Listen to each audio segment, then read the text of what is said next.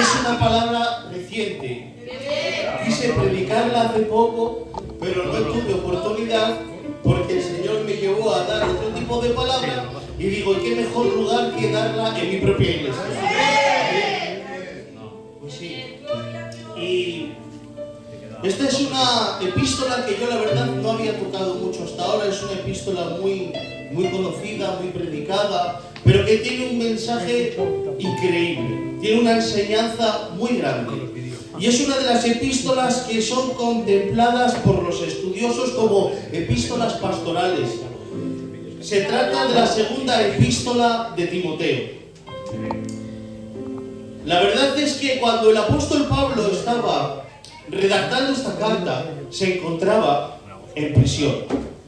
Porque la mayor parte del tiempo que el apóstol Pablo ha estado ministrando el Evangelio ha sido no fuera en las calles, sino también dentro de una prisión.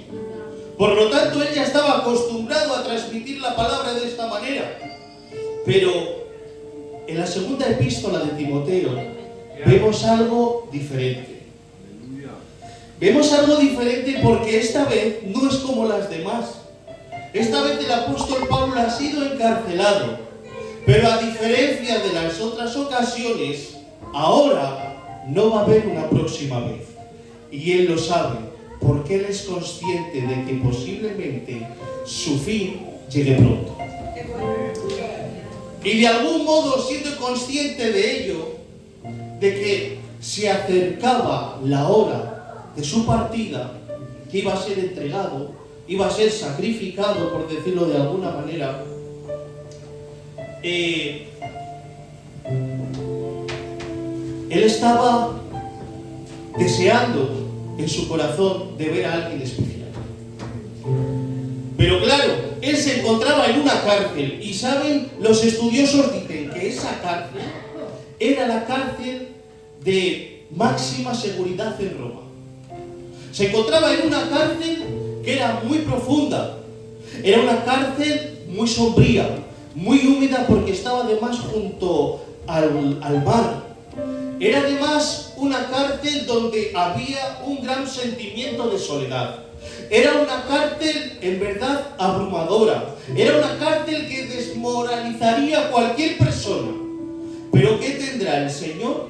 Que cuando capacita a la gente puede hacer que en medio de esta adversidad el apóstol Pablo tenga que reconocer y decir: yo a la verdad ahora mismo estoy sufriendo penalidades y castigo a modo de malhechor en medio de prisiones.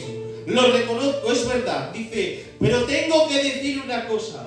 Para él eso no era importante porque él era el autor de esa frase inspirada por el Espíritu Santo que decía que aun en la muerte él encontraba ganancia.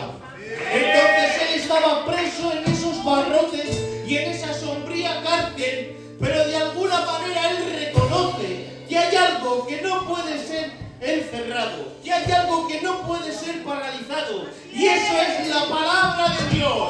Porque ni los barrotes, ni la cárcel, ni la humedad, ni la enfermedad, ni la soledad podían parar la obra de Dios.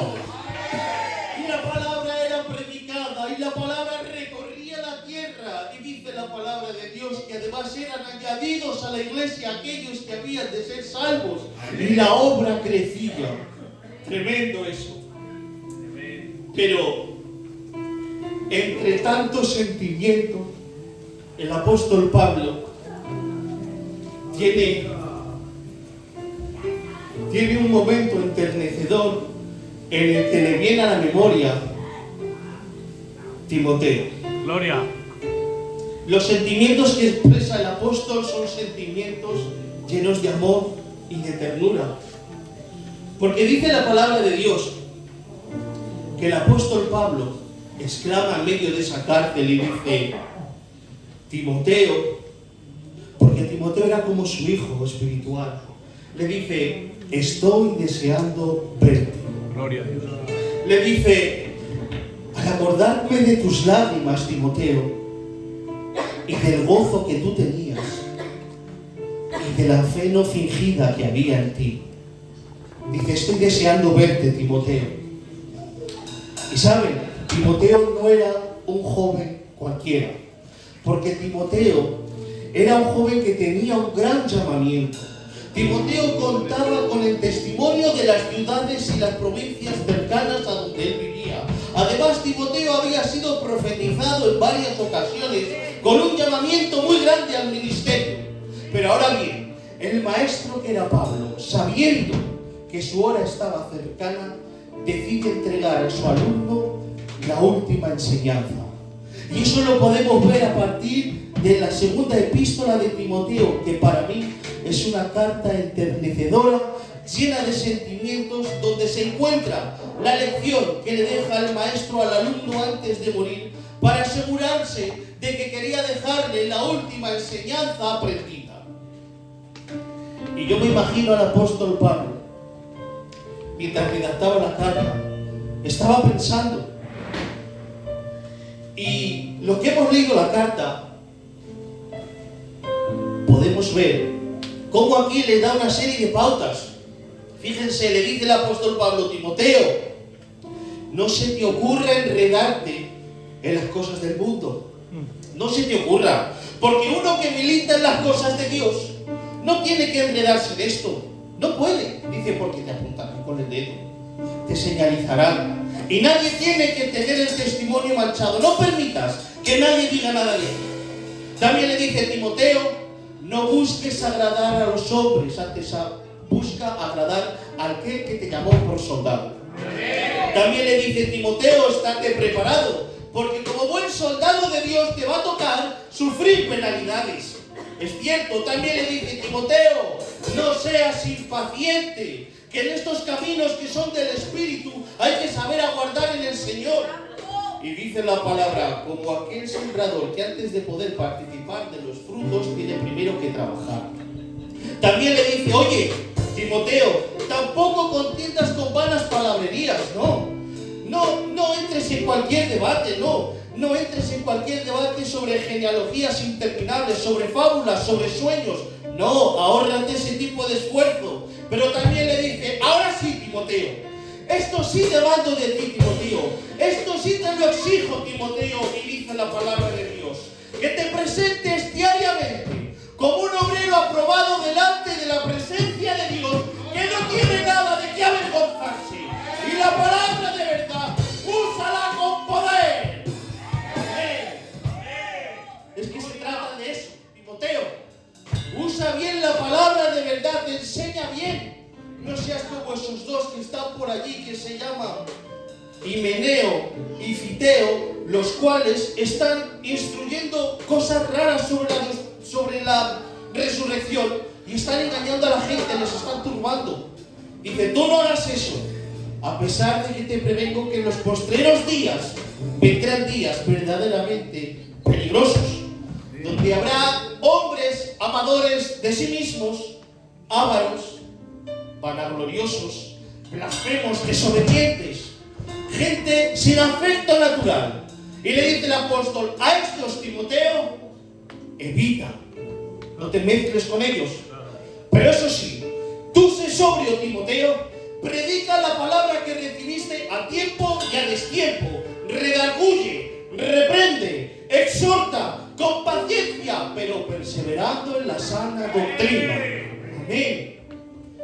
Y ya le dice: Timoteo, hijo mío, que en los postreros días vendrán hombres malos, engañadores de sí mismos, que se engañarán los unos a los otros. Pero tú sé sobrio, porque tú has sido instruido ya desde la niñez en las Sagradas Escrituras, porque hay dos mujeres en tu casa que son increíbles, las cuales son tu madre y tu abuela, que te han instruido en la palabra de Jesucristo. Amén. En la sana doctrina. Y en medio de tanta enseñanza, de tanto discurso, hay una metáfora, una enseñanza en forma de metáfora que enseña el apóstol San Pablo a Timoteo, que está en el capítulo 2 y verso 20, que creo que es también para los días que vivimos en la iglesia. Es una palabra muy conocida, pero a la verdad tengo que reconocer que a mí me ha costado entender. Dice así la palabra de Dios en la segunda epístola de Timoteo, capítulo 2, versículo 20. Pero en una casa grande, Timoteo, no solamente hay utensilios de oro y de plata, sino también de madera y de barro. Unos son para usos honrosos y otros para usos viles. Damos un aplauso a la palabra de Dios.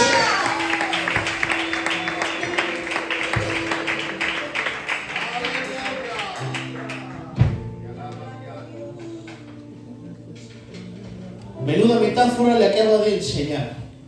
Claro, yo tengo que reconocer que en el momento que leía eso, por lo general, mi mente, y seguro que muchas otras, funcionan de la misma manera.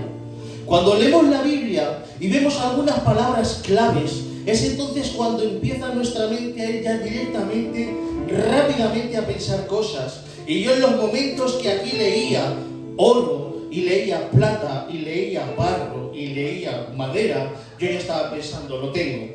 Esto significa que tenemos que ser de oro, porque los de oro son los buenos los que se salvan. Y esto significa que no hay que ser de barro ni de madera, porque los de barro y madera son los malvados, los que se quedan, los que se condenan. Pero en realidad el apóstol no quiere instruir nada de esto. Y lo primero que tuve que aprender es el significado de una palabra que es vil. Cuando dice el apóstol, unos utensilios son para usos honrosos y otros utensilios son para usos viles. Y leyendo el significado de la palabra vil se puede entender mejor el texto. La palabra vil en su raíz latina significa de poca categoría, de bajo valor, algo común y algo ordinario. Nosotros normalmente cuando leemos la palabra vil ya nos viene a la mente a palabras como miserable, despreciable, indecente, blasfemo, pecado, condenación. Pero en este caso no tiene nada que ver con eso. En este caso lo que significa es una manera de expresarse en relación a los materiales de los que están compuestos estos utensilios. Un ejemplo, cuando un artista hace una obra, puede utilizar elementos que son de bajo coste, de muy poca calidad, como puede ser el barro, y hace una escultura. Pero luego después lo adorna con elementos que son más importantes y de mayor valor, como pueden ser gemas, diamantes, oro, plata. Al final la escultura queda hecha y la escultura es perfecta, es idónea, pero contiene dos tipos de materiales, unos de poca calidad y otros de mucha calidad. Así también nosotros hemos sido creados con varios tipos de materiales y tenemos que en este momento resaltar el material vil, que es esta carne. El Señor ya puso el valor en nosotros, dándonos un espíritu, dándonos un alma, convirtiéndonos en personas tripartitas, pero la verdad es que nosotros tenemos un elemento vil, que es la carne. Pues dice la palabra de Dios, polvo eres y del polvo fuiste tomado. Amén. Luego la palabra vil objetivamente se emplea para describir la calidad de los utensilios, los materiales. Pero cuando nosotros lo llevamos a un término subjetivo, lo llevamos con una connotación negativa. Entonces, el apóstol Pablo emplea esta metáfora como un elemento de la vida cotidiana, donde en una casa grande hay variedad de utensilios y cada uno con diferentes usos. Así también en la comunidad cristiana, en las iglesias, hay variedad de utensilios, que son personas, almas, creyentes. Y en esta metáfora, el apóstol Pablo ilustra perfectamente la diversidad que tenemos dentro de la iglesia. Tenemos ministerios, tenemos salmistas, tenemos diáconos. Ahora bien, desafortunadamente el pensamiento nos va a pensar siempre que el oro es lo bueno y la plata es un poquito peor, pero la madera es malo y el barro es absolutamente lo peor de todo. No es así. Y además porque la Biblia a sí misma muchas veces se responde, porque si nosotros por ejemplo leemos el siguiente versículo ya no hay ninguna duda. dice en el versículo 21, así que si alguno se limpia de todas estas cosas, será un instrumento para honra, dice, santificado y útil para toda buena obra. No da lugar a duda, esta palabra va de santificación. Amén. Pero claro, lo mejor de todo que quiere decir el apóstol Pablo es que nos olvidemos de los materiales y pensemos en ser funcionales, útiles. Que no es tanto ser de barro, ser de oro, no.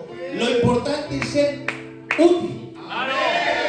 Pero no todos pueden ser útiles, hay que cumplir el requisito. Y aquí es donde viene la condición. Porque qué bendición cuando el Espíritu Santo está en medio de la congregación y quiere comunicar, quiere bendecir, quiere profetizar, quiere restaurar, quiere hablar. Y qué bonito es cuando el Espíritu Santo está buscando utensilios limpios para poderlos utilizar. Y qué bonito es cuando dice el Señor, voy a utilizar a mi hermano Josué. ¿Por qué al hermano Josué? Sí, porque yo estoy viendo el corazón, no me fijo lo de fuera, yo miro el corazón y veo que es un utensilio limpio para toda buena obra. Y puedo utilizarlo, puedo comunicar a través de él. Porque es bonito, puede ser, claro, porque viene al culto, no falta el Josué al culto. Porque toca el instrumento, no es porque toque el instrumento. Porque lleva toda la vida en el Evangelio, tampoco es por eso. ¿Por qué es? Porque es un instrumento limpio para toda buena obra y útil, santificado. Amén. Así que no debo buscar protagonismo, sino que lo que debo buscar es limpieza. Claro, es que es así. Dice el versículo 19, uno anterior, este es el sello. Textualmente dice en la versión Reina Valera, este es el sello. Cuando dice este es el sello, está diciendo esta es la letra pequeña. Este es el contrato, esta es la póliza. ¿Y qué dice? Dice, conoce el Señor a los que son suyos y apártense de iniquidad todos los que invocan el nombre de Jehová. Luego, si vemos el versículo anterior y vemos el versículo posterior, entendemos lo que demanda el Señor de nosotros. Y no es que seamos instrumentos preciosos, sino que seamos instrumentos útiles, limpios, santificados, reservados para toda buena obra de Dios. Amén. Miren qué ejemplo. Hay un cirujano que tiene que operar y tiene en su mesa médica todo tipo de bisturís. Pero él sabe, el cirujano, que no puede usar cualquiera, tiene que utilizar los que han sido desinfectados. Claro, ser desinfectados, ser limpiados, viene a asemejarse al proceso de santificación. Cuando el Señor quiere hacer uso de los instrumentos, no puede hacer uso de cualquiera, porque igual que el profesional sabe que si emplea un utensilio que no ha sido desinfectado puede dañar, pero él es un profesional. Y de la misma manera el Señor, cuando tiene esta baraja de utensilios en su mano, busca los que han sido apartados, los que han sido reservados, los que han sido limpiados, los que han sido santificados, porque solamente el Señor usa a los vasos limpios. Amén.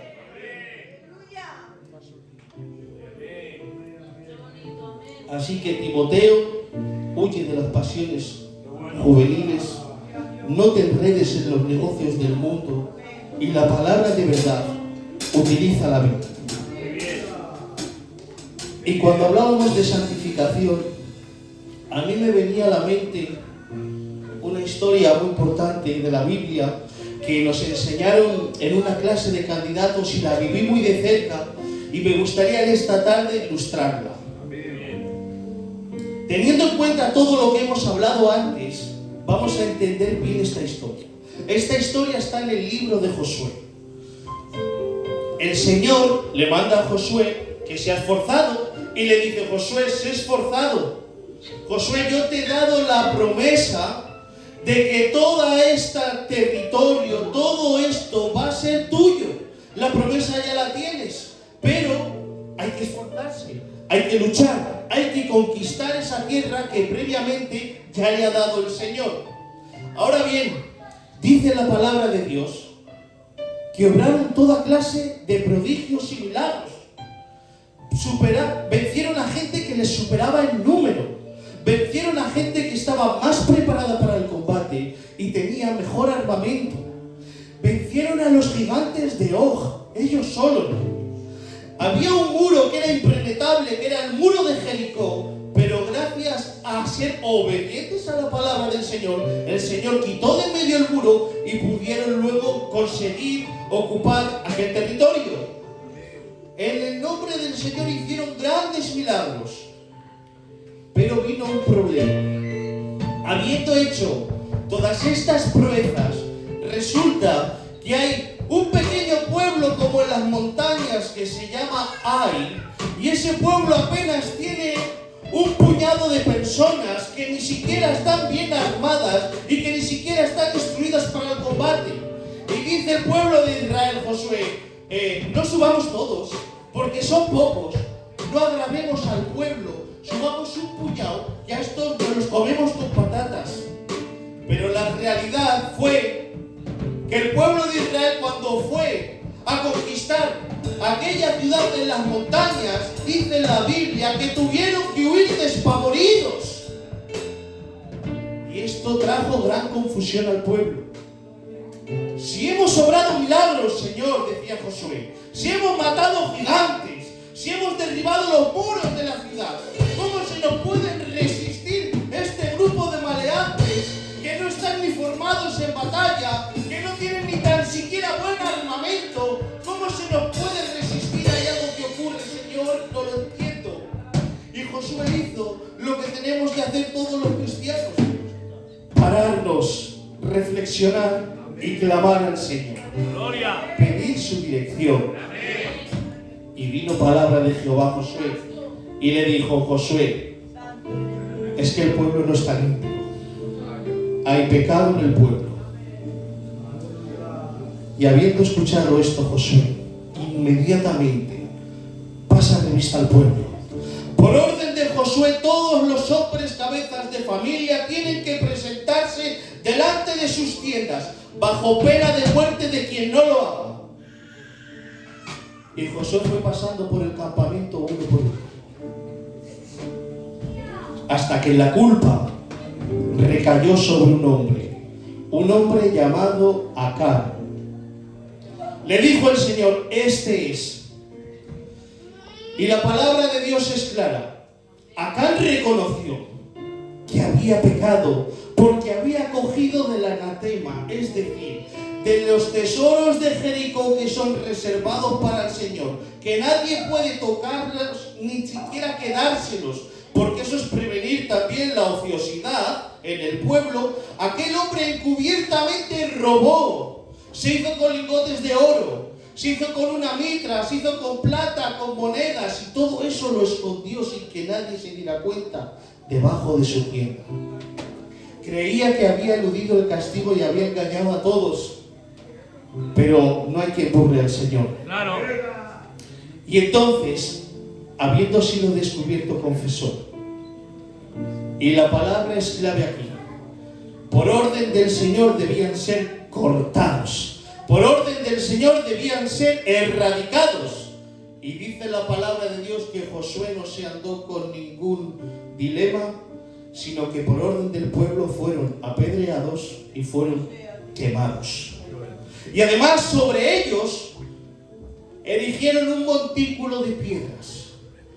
¿Para qué? Para que tuviera carácter disuasorio, para que viera al pueblo lo que ocurría cuando hubiera desobediencia.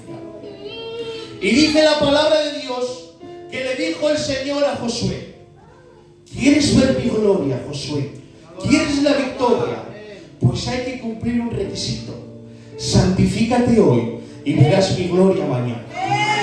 Y el pueblo se santificó porque cortó con el pecado de Acán, lo apartó, lo hizo a un lado, hizo la limpieza que tenía que hacer, y entonces el Señor ya pudo obrar su milagro.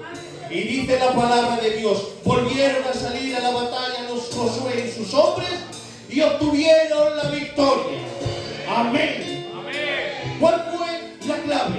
La clave no fue el ejército, la clave fue la limpieza que requería esta acción. Porque cuando no estamos limpios, aún lo más sencillo se puede volver inalcanzable. Y nosotros decimos, ¿qué es lo que ocurre? Parece que no crezco, parece que no avanzo, parece que me he quedado estancado, pero hoy te dice el Señor, párate un momento y reflexiona, analiza tu vida. No vaya a ser que el pecado de Acán esté presente, porque si estuviera presente, la palabra de Dios es clara y te dice el Señor, córtala, arráncala, apártala, límpiate para que puedas ser santificado y yo pueda utilizarte como un vaso de honra útil para la obra de Dios. Amén. Y digo yo hoy en día, hermanos, yo el primero, cuando empezamos en el Evangelio y hablamos de santificación, todos sabemos que hay dos tipos de santificación. La posicional, que es la que obtengo en el momento que creo a Cristo. Pero no depende de mí, esa posición me la da el Señor. El Señor es el que me limpia con su sangre, el que me justifica, el que me capacita, el que me posiciona. Y ese es el principio, esa es la salvación. Ahora bien, ¿ya está todo hecho? Hemos alcanzado lo que queríamos. Ya no hay más trabajo en el camino del Señor. Ese es el techo. Alcanzar la salvación, la santificación posicional. No. Queda mucho trabajo por hacer. Amén. Y la mejor manera de hacerla es leyendo la palabra y creerlo. Hay una santificación que es la progresiva, que tiene que ver con el crecimiento cristiano. Y yo digo en esta hora en la iglesia de Luchana, no nos conformemos con la santificación posicional y sigamos hacia adelante, creciendo, perseverando en toda buena obra, limpiándonos, creciendo, apartándonos del pecado, apartándonos del mundo, creciendo cada día un poquito más de estatura espiritual, hasta llegar a la estatura de un varón perfecto, conforme a la estatura de Cristo. ¡Aleluya! Santificación progresiva. Sigamos en ella, practiquémosla, garanticémosla en nuestra vida. Santificación progresiva, porque a veces parece que no avanzamos, pero es que resulta que todavía tenemos cosas de acá en nosotros que tienen que ser limpiadas. Quiera Dios en esta hora que abra el Señor los ojos de todos y cada uno, empezando por mí, para entender y comprender qué es lo que hay que quitar, qué es lo que frena el desarrollo. Santificación progresiva. Porque dice la palabra de Dios, este es el sello. Es que no hay más. Dicen otras versiones, este es el fundamento que lleva una señal. Otras versiones dicen, esta es una gran roca, como un edificio grande que tiene una inscripción. Y dice la palabra del Señor, conoce Jehová a los que son suyos, apártense de iniquidad aquellos que invocan el nombre de Jehová. Si alguno quiere ser un instrumento útil para usos honrosos, dice la palabra del Señor, perseveremos en la santificación. Un aplauso para el Señor y hasta aquí la palabra.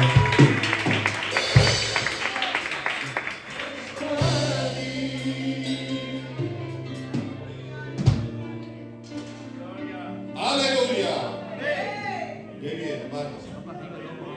¡Qué palabra más instructiva, de ánimo, de enseñanza! Y solamente nos queda una cosa, practicarla. Practicarla. Queremos ver gloria de Dios. Santifiquemos. Por dentro y por fuera. La verdad es que me hubiera gustado que hubiera estado la iglesia entera. Es una palabra que merece la pena que la escuchemos. Amén. Qué bien. Amén. Luchana, ¿qué eres?